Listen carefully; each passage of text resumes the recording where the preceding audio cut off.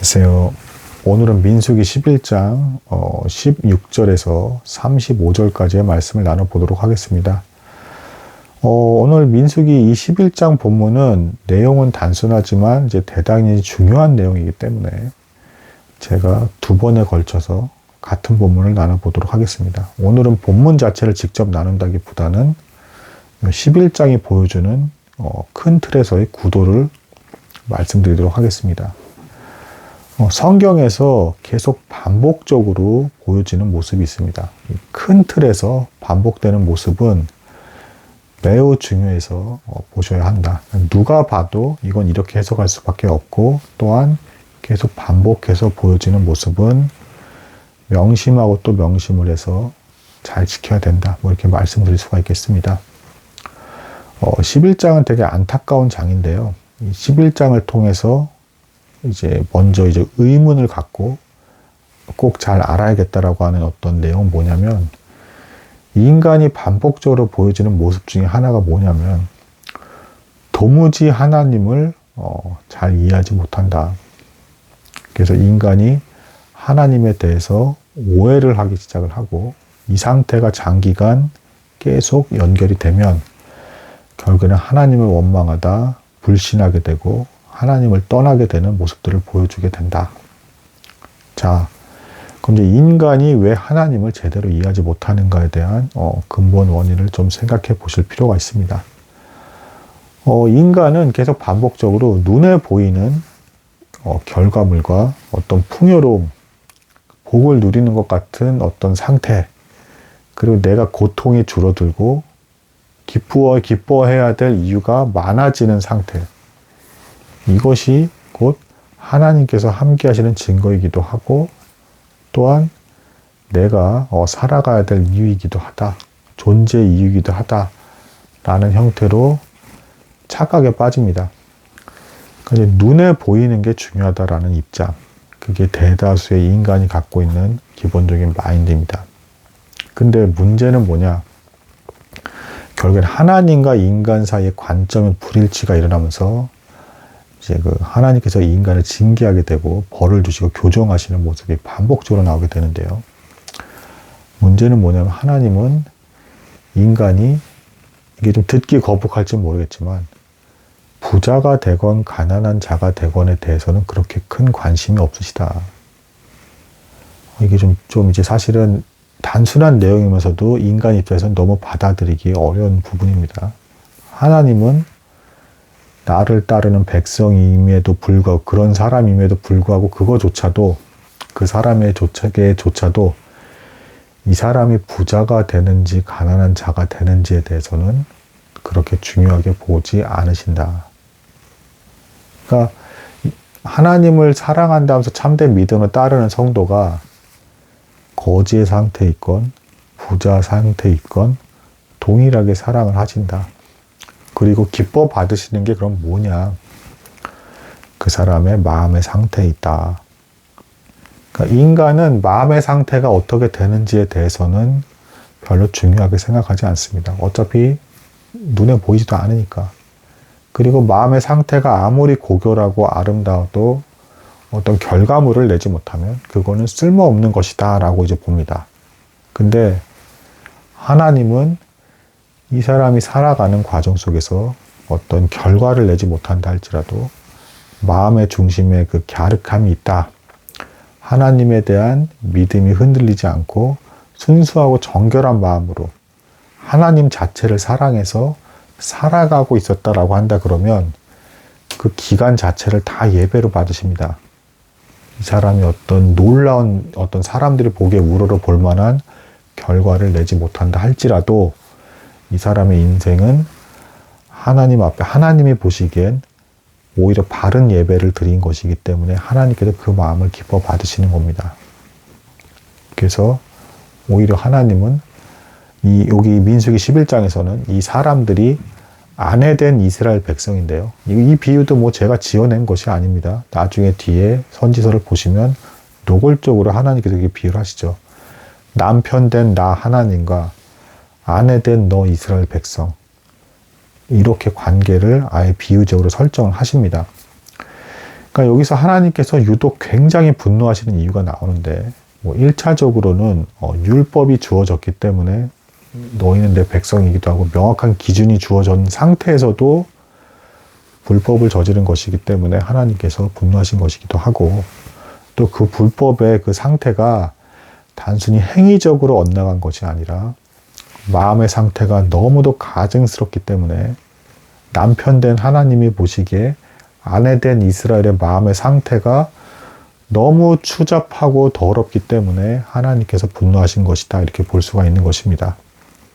뭐 어차피 인간이 뭘 드리더라도 이 지구 자체를 다 통째로 드린다 하더라도 하나님께서 보시기엔 너무 작은 이 우주가 얼마나 넓습니까? 뭐 백사장의 모래 알곡에 티끌만큼도 못 드리는 것이 되기 때문에 인간이 물건을 뭘 드리냐에 대해서는 하나님께서는 중요한 어떤 그 문제로 삼으시지 않으신다. 마음이 정결해야 된다. 뭐 리차드 십스라는 목사님도 뭐 이런 책을 쓰셨죠. 마음의 참된 성도. 그 마음의 상태를 받으시기 때문에, 그리고 이 마음이 성장하고 성숙해 가면서 행동이 변화되고 그렇게 자연스럽게 변화된 행동으로 인해서 어떤 선한 결과가 나오는 것이기 때문에 이 결과물 자체보다는 하나님은 집요하다 할 정도로, 그리고 변하시지 않으시죠.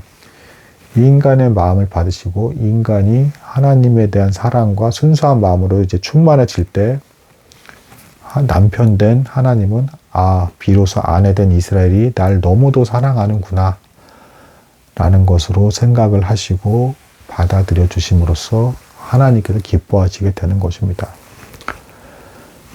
근데 이스라엘 백성은 이 민수기 11장에서 고기가 먹고 싶다. 그러니까 이제 단지 고기 때문에 남편 된 하나님을 버려버리게 되는, 그리고 심지어 그 표현과 그 원망에 있어서도 유독 하나님께서 분노하신 이유는 애굽 땅에 있었을 때가 좋았다. 이것은 이렇게 말하는 것과 똑같습니다. 이스라엘 백성을 열렬히 사랑하시는 남편 하나님 앞에서 대놓고 이전에 이제 날강도 같고 깡패 같은 사악한 타락한 남자 애굽이 더 좋아 라고 대놓고 거룩하고 완전하신 남편 하나님 앞에다 두고 말한 것과 같습니다. 그래서 하나님이 이렇게까지 분노를 하시는 것입니다. 그러니까 기껏 죄악된 애굽, 그러니까 타락하고 더러운 남편 같은 남자 애굽에게 시달리면서 당하고 있는 상태였던 여자 이스라엘을 데려다가 일단 광야로 데리고 온 다음에 정결의식을 거쳐서 내 아내로 삼아줬더니 이 이스라엘 백성이 배은망덕하게도 감사한 줄도 모르고 당장 고기를 먹을 수 없다는 그 하찮은 이유로 과거에 날 괴롭히고 막대했던 애굽 남자가 더 좋아. 난 애굽 남자를 더 사랑해. 라고 대놓고 하나님 앞에서 말한 것과 같은 어떤 이제 그런 상황이었기 때문에 하나님께서 진노하고 분노하신 것이었습니다. 되게 비극적인 거예요. 그러니까 이게 이 11장에서만 그런 게 아니라 이후에도 성경 전체에서 인간은 계속해서 눈에 보이는 결과물에만 집착을 하고, 그리고 뭐 사람을 볼 때도 뭐 이제 사울 왕이 키가 크고 이제 굉장히 훤칠하게 생기니까 이스라엘 백성이 주목했잖아요. 왕이 될 만한 사람이다라고 생각했잖아요. 근데 실제로 나중에 사무엘서에서도 보면 어떻습니까? 외모는 그랬을지 모르지만 실제로 왕이 될 만한 제목은 다윗이었죠. 근데 외적인 거에만 사람은 계속 주목하고 부유해지고, 그리고 재산도 많아지고 고통이 줄어들고 기뻐지는 상황이 많아져야 내가 하나님의 복을 누리고 하나님과 친밀하게 가까워진 건가라는 착각에 빠집니다. 근데 정작 하나님은 얘가 배불러지든 얘가 배고파지든 그런 상태와 상관없이 나 하나님을 믿고 따라주면 이 사람이야말로 나의 정결한 신부이자 아내이구나 라고 하면서 갸륵한 마음을 계속 확인하고 싶어 한다. 그러니까 결국에는 하나님과 사람 중에서 누가 진심으로 사랑을 한 게 되겠습니까? 하나님이 진심으로 사랑을 한 것이죠. 왜? 사랑의 대상이 가난해지건 부자가 되건, 그리고 외모가 늙어버리건 젊은 상태이건 어떤 외부적인 조건과 상관없이 중심의 마음만 바르다면 난 널 사랑하겠다라고 말씀하고 계신 게 하나님이신 겁니다.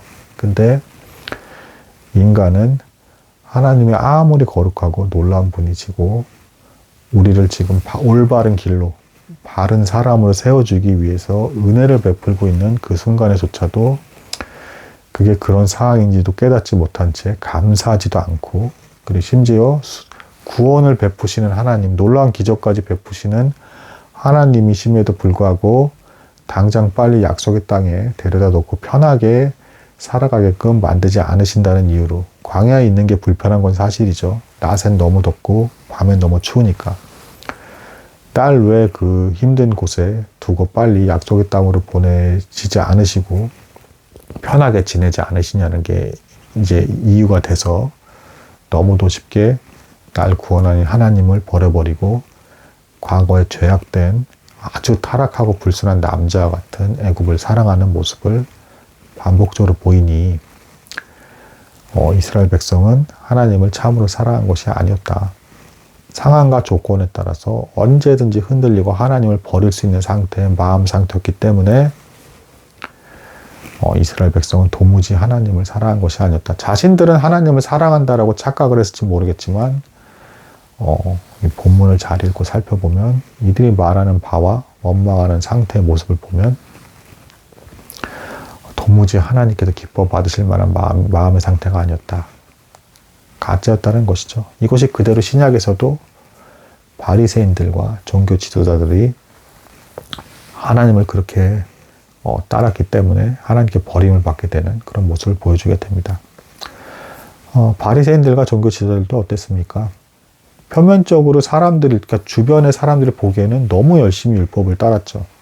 근데 이 사람들은 실제로는 하나님의 이름을 운운하면서 거룩하게 살아가는 척을 하면서 하나님께 영광을 돌리는 게 아니라 존경을 자신들이 받고 있었다. 그러니까 하나님의 이름을 빌려다가 자신들을 높이고 있던 상태에 빠진 사람들이 종교 지도자였습니다.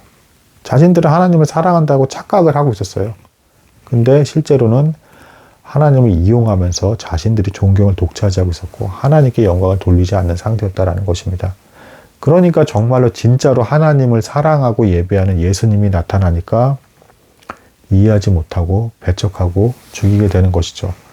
그러니까 거짓 형태로 가짜로 이렇게 하고 있는 사람들 앞에 진짜가 나타나게 되면 사람들은 이 진짜를 시기하게 됩니다. 왜냐하면 기존의 질서를 무너뜨린 것 같은 느낌을 받게 되니까. 그리고 자신들이 이제 부인당하게 되는 느낌을 받게 되니까 혐오하고 싫어하는 것입니다. 인간은 이렇게 또 진짜가 막상 나타나면 그걸 배척하고 싫어하는 사악한 마음의 어떤 속성을 갖고 있습니다. 그러니 예수님도 세례 요한도 그때 당시에 종교 지도자들을 욕하는 것이죠. 다시 한번 강조해서 말씀을 드리지만 마음의 중심의 어떤 그 인간의 마음의 상태를 하나님께서는 보신다. 이 마음의 상태가 바른 상태가 아닌 상태에서 뭐 지구 전체를 그냥 갖다 바친다 하더라도 하나님께서 그걸 하나도 인정하지 않으신다. 미안한 얘기지만 인간과 이게 너무 다른 관점입니다. 중심의 마음이 바른 상태로 사소한 거라도 하게 될 때는 하나님께서 그걸 예배를 받으시지만 중심의 마음이 비뚤어지고 한참 멀리 간 상태에서 하나님의 이름만 운운하고 떠들면서 자기 욕심을 성취하기 위해서 죽기 살기로 살아가는 삶을 살아간다. 이것은 하나님께서 보시기엔 위선자의 모습이기 때문에, 그리고 오늘 원망하는 이스라엘 백성의 모습이기 때문에 절대 그런 것은 하나님께서 받지 않으시고 혐오하신다. 그런 상태에 있는 사람은 너는 지금 남편 된 나를 버리고 바람 피고 간음하고 있는 아내의 모습과 같다 라고 보고 계시는 관점이 곧 하나님의 관점이다. 인간과 완전히 다르다는 것입니다. 자, 그래서 우리는 올바른 마음 상태를 가지고 그 마음에 상응하는 적절한 결과를 내면서 살아가는 것까지가 허용이 된 것이고, 그 이상을 바라고 욕심을 낼 때 망가지게 돼 있고 눈에 보이는 것을 집착하게 될 때 도무지 하나님의 기준을 만족시켜 드릴 수가 없게 되는 심각한 상태에 놓이게 된다. 오히려 하나님과 멀어지게 된다라는 것입니다. 그래서 마음의 참된 성도가 되어야 되는 것이 그리스도인의 삶이고, 그런 삶을 살아가는 사람을 어차피 세상 사람들은 이해하지 못할 거라는 것입니다. 심지어는 하나님을 믿는다라고 입으로 떠들고 있는 종교 지도자들과 바리새인들조차도 참된 성도에 대해서는 도무지 제대로 이해할 수가 없었습니다.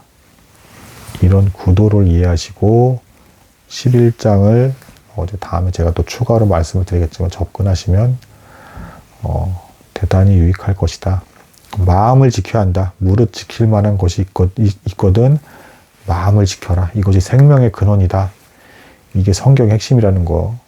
오늘날의 자본주의 사회에서 마음은 아무것도 아니고 결과를 내는 게 무조건 중요한 게 아니야 라고 살아가는 사람은 하나님께서 지극히 혐오하는 삶을 살고 있다. 겉보기에는 부자가 되고 엄청난 결과를 누릴지 모르겠지만 하나님께서는 그 사람의 그런 결과물을 하나도 인정하지 않으신다라는 거. 이게 대단히 무서운 부분입니다. 그리고 오늘 본문에서 자꾸 반복적으로 이후에도 계속 반복되는 인간이 도무지 하나님을 이해하지 못하면서 잘못하는 근본 원인이기도 합니다. 관점이 완전히 다른 것입니다. 하나님과 인간은. 오늘 여기까지 나도록 하겠습니다. 감사합니다.